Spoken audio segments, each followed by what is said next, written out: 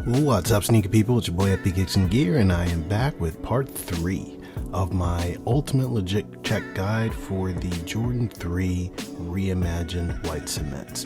And I've learned quite a bit in between now and when I did the first video, and I'm going to try and relay some of that new stuff that I have learned to really wrap this up and put together a nice complete guide between my 3 videos, this being the third. So like always, you'll be able to go to this Instagram account and you'll be able to see all of the detailed images and angles and everything of the shoe that I'm talking about in this video, so that you can really hone in on the details that I'm talking about. So when you are legit checking, you can follow the same path. So the Instagram account up on the screen is where you'll find that. With that said, I want to run down some of the new stuff that I've come up with or that I found out when doing this legit checking. One of which, there were multiple factories making this, causing a ton of variation on this shoe. There is the LN4 factory, which is the factory that made mine. There's the LN3 factory, there's the LNM factory, and then there is the VV1 factory, which every fake that I've seen up to this point has modeled their stamp after. And you can see here W1, I said VV1, it's VW1, and you can see that there. So there are legit shoes that come from the VW1 factory. Just because the reps have it doesn't mean that that's where the reps came from. That is just the tag that they decided to copy. So there are a ton of variation that can happen because of that. Specifically, the elephant print is where most of the variation is. And one thing that I did find out that I didn't know before is that the pairs that were made in LN4 actually have darker midsoles than the pairs that come from the other factories. So keep in mind when we're kind of doing this, and that's not something I knew before. So with all that said, let's actually get into the legit checking part of this video. And we always start with the boxes when we do that, and the accessories, so that's what we'll do. So just like in every other video that I've done for this shoe, there are differences that can be spotted on the box. Now, the differences that I can notice right off the bat is if you look at the elephant print pattern on the authentic pair here on the left versus the replica pair on the right, you can see that the colors are different. The contrast is sharper between the gray and the black. The elephant print's actually a lot more defined here than it is on the authentic pair, so that's something that's pretty easy to kind of point out. Another thing that you can see is that the pattern that they're trying to mirror on the boxes are just off. It's hard to say, but everything on the rep pair is just more defined than on the authentic pair. And you can see that in the fading patterns here. You can see it on the box itself. I want to call your attention specifically to this area here on the rep pair. You can see that it's mirrored across to the authentic pair, but you can see how on the authentic pair, it's just a lot more fuzzy, and it's supposed to look a lot more like a aged kind of box that's going on. And you can see that pattern here specifically. And then when you look at the rep pair, it's just way more defined. Another thing that you can tell the difference of when you look at the authentic pair versus the rep pair, and this is usually the case across the board, the text is just always thinner on the authentic pair than it is on the rep. The letters are always more bold on the tags of the replica pairs. Mostly you can see that in the color code. You can see that it's always bolder and it's always larger on the rep, and you can see where the letters end and where things line up. It's just different because of the spacing and the boldness of the letters. So that's it when it comes to the box.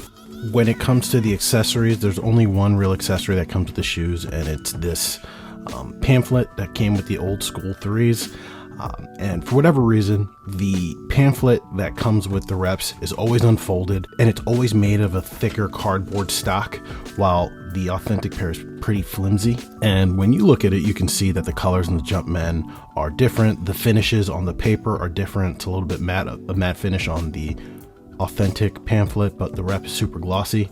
But most importantly, the easiest thing to look at is, one, there's absolutely no aging or fading on the rep card, and the elephant print looks completely different on the sides. So pretty easy to tell. If it feels like, even if you don't look at any of the details, if it feels like cardboard, you know you're dealing with the rep pamphlet. But now that we're done talking about the accessories in the box, let's look at the shoes. When it comes to the authentic pair, there isn't much to look at in terms of shape, except for two things. I like to look at a compressed slim toe, because that's one of the things that they did differently on the authentic pair for this reimagined version. And I like to look at the back heel shape, and most importantly, the way the heel kind of turns inward towards the front of the shoe. When you look at it, specifically kind of forms into a hump, and when you look at the other shoe, it's the same thing. So let's look at the rep and see where that stands. When you take a look at the rep, first looking at the toe box shape, you can see that toe box shape is kind of close. They definitely tried to do something different here with this toe box, but it's not as flat as the authentic pair. Specifically when it comes to up to here, when you get past the elephant print. When you get past the elephant print, you see that it kind of raises up a little bit. It's not even with the level of the elephant print, or at least close to it. So that is one thing that I notice, and that's something that is consistent across the board for all of the factories for the Jordan 3 Reimagined. Even though they do come with variances, the toe box is more or less flat. This is the new shape that they're going for. And you look at the other shoe, it's the same thing. You've got this hump that comes up over the elephant print, as opposed to, they were flatter like this, it'll probably be more accurate. So something real subtle to pick up on. But from there, we go to the heel, and this is where I'm talking about the shape. Notice how the rep pair kind of just goes straight up, as opposed to when you look at the authentic pair and it has this slight curve inward. That is a difference that I've seen across the board for reps. That heel shape is just different. It always goes straight up. It's not leaning backwards. It's not folding over.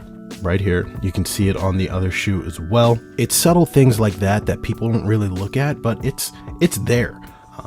And it's a really good legit check indicator in my opinion. So other than that, there's not really much to talk about with shape in terms of these.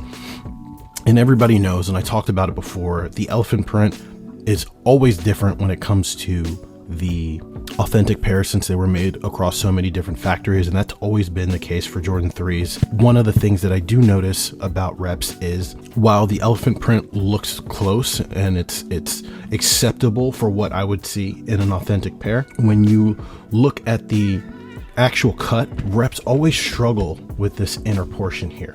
They always make it so much bigger, and it goes back so much further than what it looks like on the authentic pair. Notice how where this elephant print comes to an end in proportion to the rest of the shoe. And this doesn't do that. This goes so much further. It's so much blockier. It's so much bulkier. And this is something that you see on a lot of replica 3s. This is something that has always been the case for a while. It is what it is at this point. People who buy replicas know that this is just how Jordan 3s are.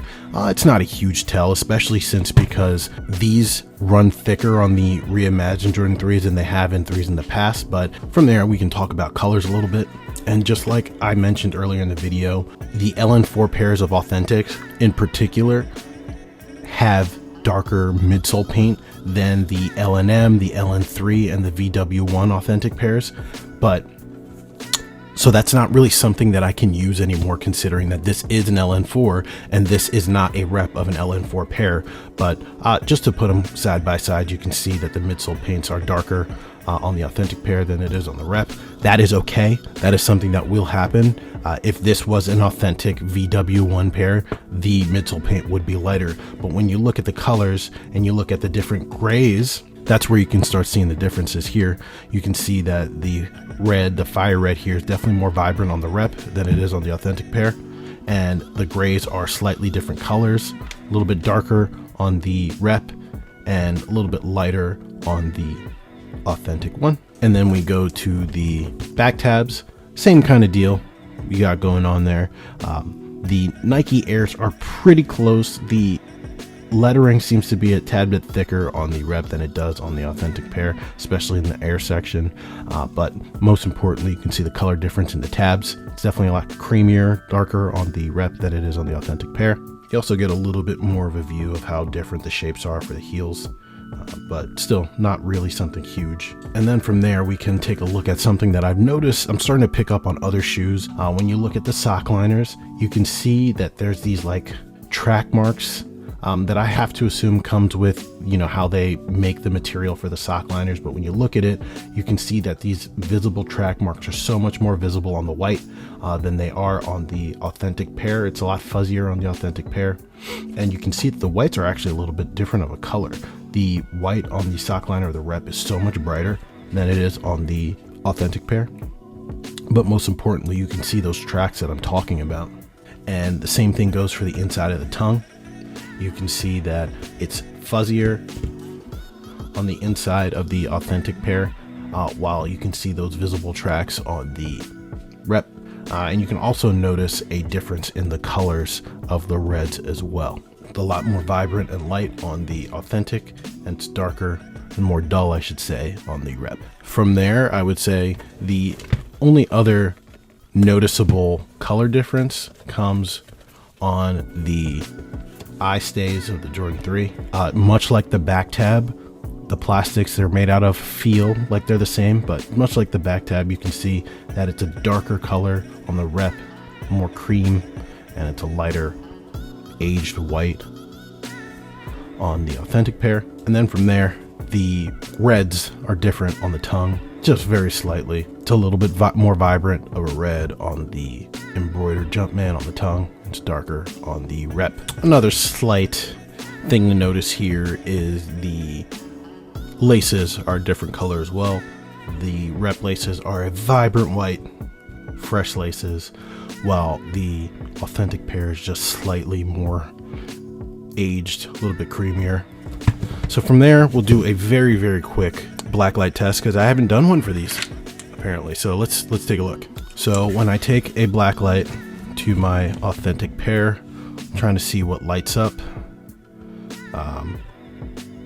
Definitely lights up behind the backing, the perforations here.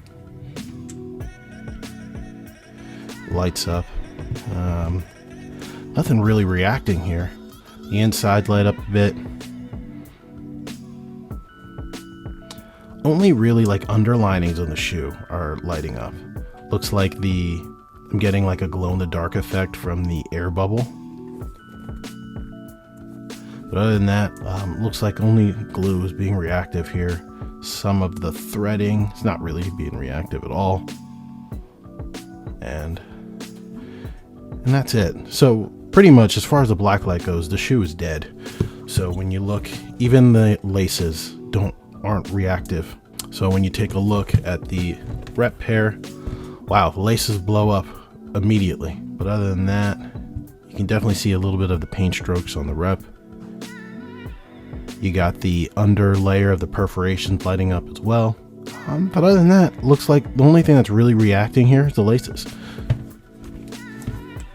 So not much of a blacklight test. You could easily fool someone just by swapping laces, but there's nothing really, I would say, that's different here. And with that, that's the end of this legit checking guide. So just to recap, pay attention to the colors. The midsole color, not so much now, because I know that there's difference. Paying attention to the cut of the elephant print, not the elephant print itself, because that can vary across pairs. Pay attention to the shape of the toe. Make sure that it's flat with respect to the elephant print on the tongue. Make sure you look at the way the shape of the heel is curved inward, not straight out like the rep. Here's a good representation.